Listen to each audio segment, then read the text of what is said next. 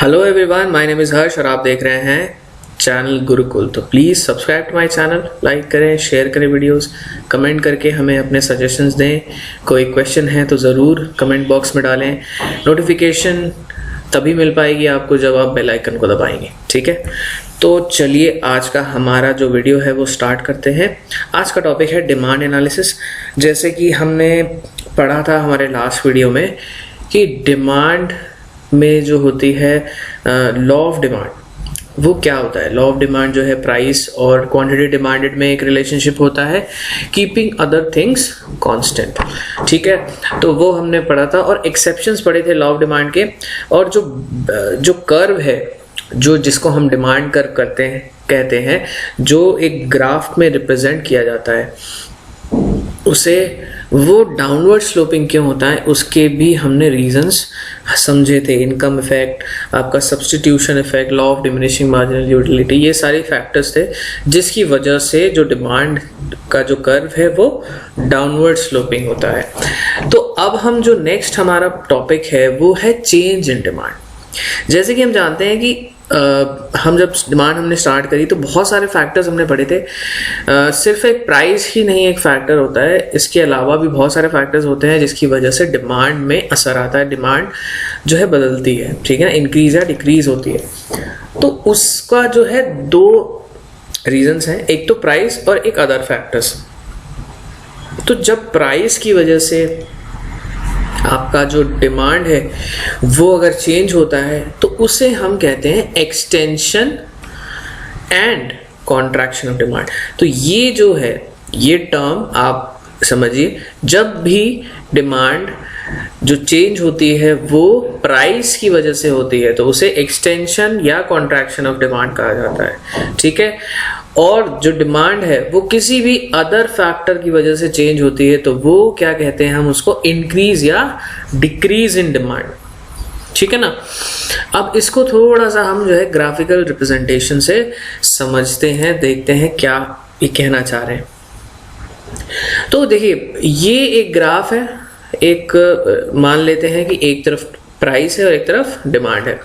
तो अगर एक्सटेंशन है, इसका मतलब है कि the demand for a commodity changes due to a change in price, it is called extension and contraction of demand. When there is a decrease in price of the commodity, there is an increase in demand of that commodity, तो this is called extension.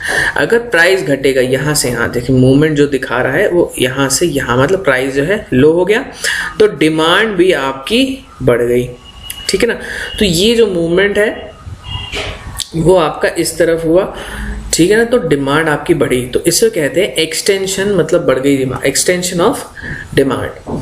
फिर आता है कि जब price जो है बढ़ी, ठीक है ना, प्राइस बढ़ी तो आपका डिमांड जो है शिफ्ट हो गया इधर से इधर, ठीक है ना। अलोंग द डिमांड जो कर्व है उसकी तरफ आपका जो है एक शिफ्ट हुआ, ठीक है, which is in the same. अब ये जो कर्व है, इसी सेम कर्व में आपका जो है डिमांड मूव कर रहा है, ठीक है ना। यहाँ से यहाँ जो कर्व है, आपकी जो लाइन है या कर्व इसको बोलते हैं, वो चेंज नहीं हुआ, ठीक है। तो आपकी जो प्राइस बढ़ी और डिमांड घट गई, तो इससे क्या कहते हैं, हम कहते हैं कॉन्ट्रैक्शन इन डिमांड, ठीक है ना। तो एक्सटेंशन मतलब कि जब प्राइस घटी तो डिमांड बढ़ गई, और कॉन्ट्रैक्शन मतलब प्राइस बढ़ी तो डिमांड घट गई, ठीक है, ये होता है। अब हम बढ़ते हैं increase and decrease in demand. अब हमारा जो है प्राइस और डिमांड एक तरफ रहता है, बट हमने क्या पढ़ा था कि इंक्रीज और डिक्रीज इन डिमांड क्यों होती है, क्यों कि अदर फैक्टर्स जो है वो चेंज होते हैं, उसमें प्राइस चेंज नहीं होती है, जो अदर फैक्टर्स हैं वो चेंज होते हैं। तो आपका एक तरफ प्राइस है, डिमांड है, प्राइस आपकी सेम ही रहेगी। मान लीजिए इस पर्टिकुलर पोजीशन पे आपकी जो है कहीं ना कहीं आपका डिमांड लाई कर रही है, बट जो है प्राइस तो यही रही, लेकिन आपकी डिमांड बढ़ गई तो डिमांड जो कर्व है, जो डिमांड कर्व है वो शिफ्ट हो जाएगा, ठीक है ना। The total demand curve will shift to the right side, ठीक है ना। राइट शिफ्ट होता है, उसे हम कहते हैं इंक्रीज इन डिमांड। और डिक्रीज इन डिमांड क्या है कि जो डिमांड कर्व है, there will be a left shift या डाउनवर्ड शिफ्ट होगा उसमें, ठीक है ना। जो डिमांड है वो डिक्रीज हो जाएगी, ठीक है, due to the other factors. तो प्राइस में कोई चेंज नहीं होता, प्राइस तो वहीं है, वहीं का वहीं है, बट आपका जो है अदर फैक्टर्स चेंज हो रहे हैं, जिसकी वजह से there is a shift in the demand curve. तो पूरा का पूरा जो डिमांड कर्व है वही शिफ्ट हो जा रहा है, ठीक है ना। तो ये होता है हमारा increase and decrease in demand, ठीक है ना। होपफुली आपको समझ में आया होगा जो मैंने बताया, ठीक है। तो इसे कहते हैं change in demand. Change in demand में ये दो तरीके से डिमांड जो है चेंज होती है, ठीक है। फिर हमारा नेक्स्ट टॉपिक है आपका टाइप्स ऑफ डिमांड। अब टाइप्स ऑफ डिमांड, किस तरह की डिमांड होती है, कितने तरीके की डिमांड होती है, ठीक है ना। पहला है डायरेक्ट एंड डिराइव डिमांड। तो direct demand refers to demand of goods meant for final consumption, ठीक है ना, and it is the demand of consumers goods like food items, है ना. It is a demand which satisfy human wants. On the other hand, derived demand refers to demand for goods which are needed for further production.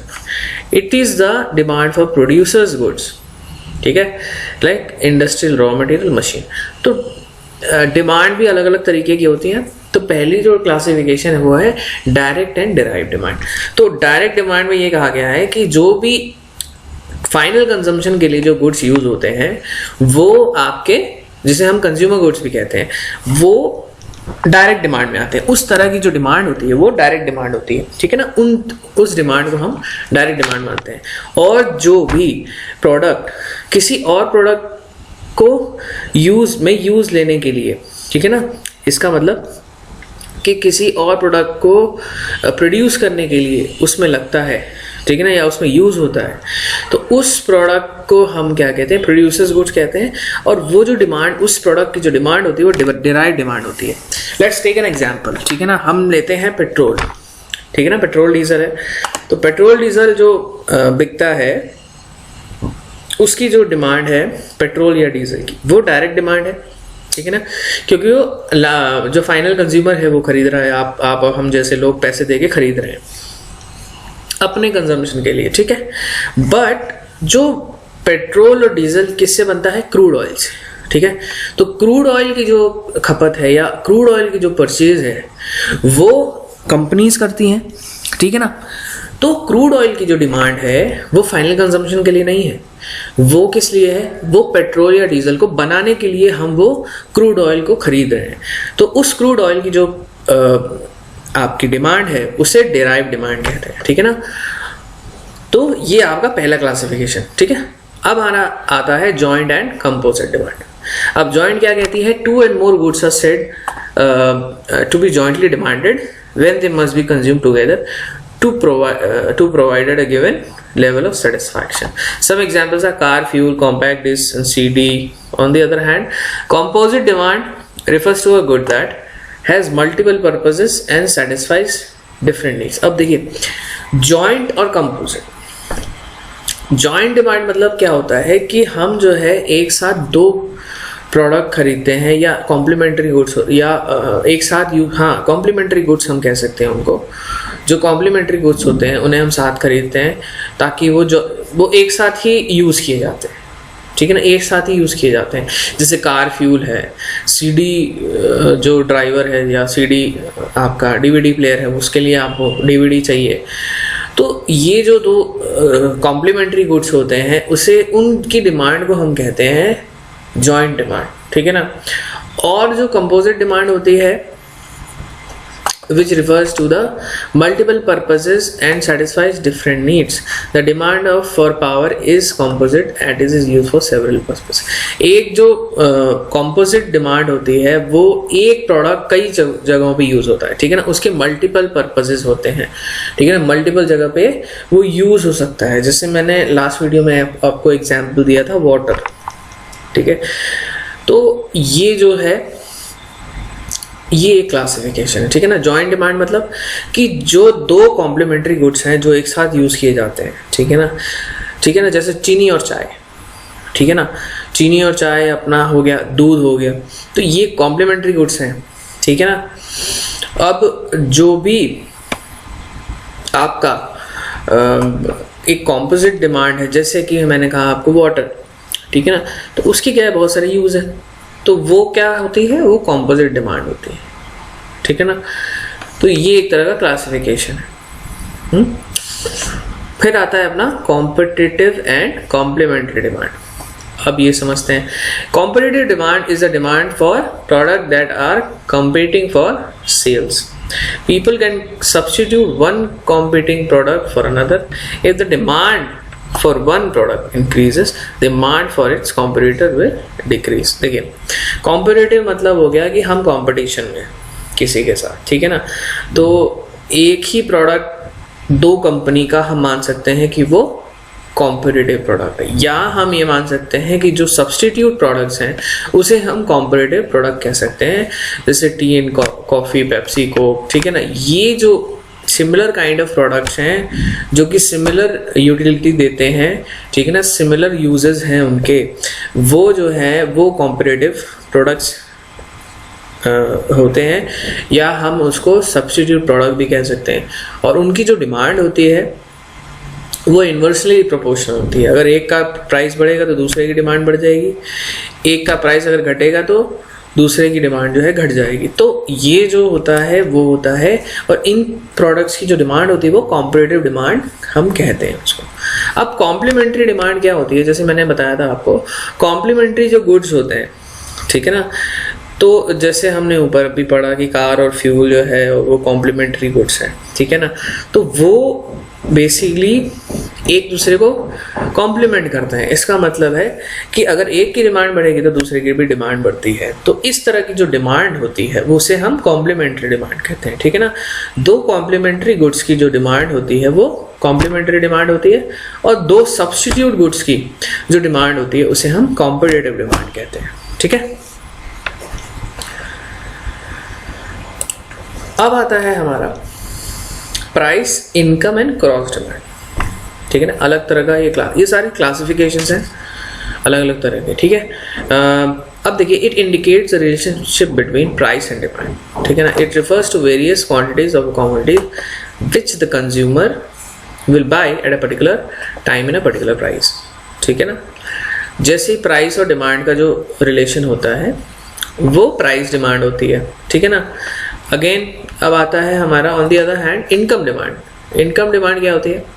Income demand indicates the relationship between income and demand of the consumer. अगर income बढ़ेगी तो demand भी उसकी बढ़ेगी, ठीक है। और cross demand जो होती है वो बेसिकली आपकी सब्स्टिट्यूट, क्रॉस मतलब कि एक गुड्स की अगर आपकी डिमांड बढ़ेगी तो दूसरे गुड्स की डिमांड घट जाएगी। क्रॉस डिमांड मतलब दो सब्स्टिट्यूट गुड्स की जो डिमांड होती है वो क्रॉस डिमांड होती है। मतलब एक की जो क्वांटिटी डिमांडेड है वो असर करती है दूसरे की अगर प्राइस में वेरिएशन आता है तो, ठीक है ना। एक की प्राइस में अगर वेरिएशन आ रहा है, ऊपर या नीचे हो रही है, तो दूसरे की जो डिमांड है उस पर असर करेगा, ठीक है ना। इसे कहते हैं दो प्रोडक्ट की सब्स्टिट्यूट हैं एक दूसरे के, ठीक है ना। तो उसको क्रॉस डिमांड भी कहते हैं, ठीक है। अब आता है न्यू एंड रिप्लेसमेंट डिमांड्स। तो ये क्या होती है? If commodity is purchase for the purpose of an addition to stock. इसका मतलब है कि अगर कोई आप जो है नई चीज खरीद रहे हैं, ठीक है ना, अपने स्टॉक को मेंटेन करने के लिए या अपने एसेट को मेंटेन करने के लिए, कोई अगर नई चीज़ खरीद रहे हैं, ठीक है, नई मशीनरी खरीद रहे हैं, तो वो नई डिमांड हो गई, न्यू डिमांड हो गई, ठीक है। And if commodity is purchase for maintaining the old stock of capital and assets, ठीक है ना, इट इज रिप्लेसमेंट डिमांड। या आप कोई स्पेयर पार्ट खरीद, कोई मशीनरी है खराब हो गई, उसका स्पेयर पार्ट खराब हो गया है, आप उसके स्पेयर पार्ट खरीद रहे हैं ताकि आपकी मशीनरी मेंटेन रहे, तो वो जो है रिप्लेसमेंट डिमांड होती है, ठीक है। तो जो अगर आप नई मशीनरी खरीद लेंगे ओवरऑल, तो वो जो है नई डिमांड। और अगर कोई मशीनरी में चेंजेस करा रहे हैं या उसमें कोई रिप्लेसमेंट करा रहे हैं, कोई स्पेयर पार्ट चेंज करा रहे हैं, तो वो क्या हुई? रिप्लेसमेंट डिमांड हो गई, ठीक है ना। Individual and market demands. Individual demand refers to quantity of product demanded by individual. Individual मतलब क्या हुआ? एक सिंगल पर्सन की डिमांड हो गई, ठीक है ना। और मार्केट डिमांड क्या हो गई? एक मार्केट हम मान लेते हैं, एक पर्टिकुलर हम बंच ऑफ पीपल या बंच ऑफ मार्केट्स को हम मिला के उसको एक तरह से मार्केट मान लेते हैं और उस मार्केट की जो डिमांड होती है उसे हम मार्केट डिमांड कहते हैं। On the other hand, market demand for a commodity is sum of all individuals demands by all consumers. तो एक मार्केट है जिसमें हम सारे लोगों के डिमांड्स को हम कैलकुलेट करते हैं या उसे कंसिडर करते हैं, उसे मार्केट डिमांड कहते हैं। इंडिविजुअल डिमांड मतलब कि जो एक सिंगल पर्सन है, और मार्केट डिमांड मतलब हो गया जितने भी इंडिविजुअल्स हैं उस मार्केट में, उसकी डिमांड। ठीक है, फिर आता है demand for consumers and producers goods.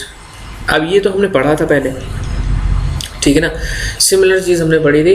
तो कंज्यूमर गुड्स क्या होते हैं? जो डायरेक्टली आप कंज्यूम करते हो, ठीक है ना। Consumer goods are needed for direct consumption, it is demanded for ultimate consumption, ठीक है। On the other hand, producers goods are demanded for production of other goods. तो जो भी गुड्स जो है डायरेक्ट कंजम्पशन के लिए यूज होते हैं उसे हम कंज्यूमर गुड्स कहते हैं, और जो प्रोड्यूसर्स गुड्स मतलब कि जो एडिशनल जो नए प्रोडक्शन के लिए जो प्रोडक्ट यूज होते हैं एज अ रॉ मटेरियल, उसे हम क्या कहते हैं? प्रोड्यूसर्स गुड्स, ठीक है। तो उनकी डिमांड जो होती है वो इस तरह से, ठीक है। फिर demand for perishable and durable goods. अब पेरिशेबल और ड्यूरेबल गुड्स क्या होते हैं?